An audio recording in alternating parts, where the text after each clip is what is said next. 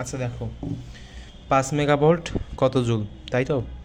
তো আমরা কি জানি, তোমরা হয়তো অনেকেই জানো না, যে 1 মেগাভোল্ট হচ্ছে তোমার, 1 মেগাভোল্ট সমান সমান আমরা দেখতে পারি কত জুল বলো?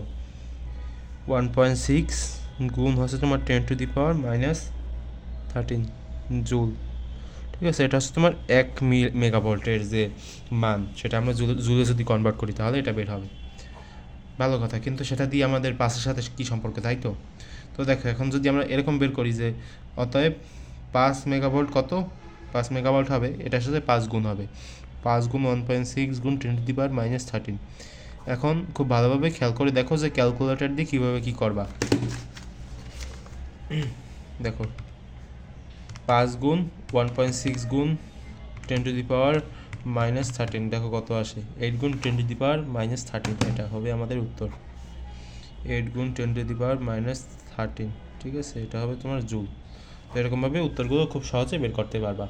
প্রসেসটা চালিয়ে যাও, খুব সহজেই পেরে যাবা। আর দেখো, যত বেশি বেশি প্র্যাকটিস করবো তত বেশি বেশি শিখতে পারবা।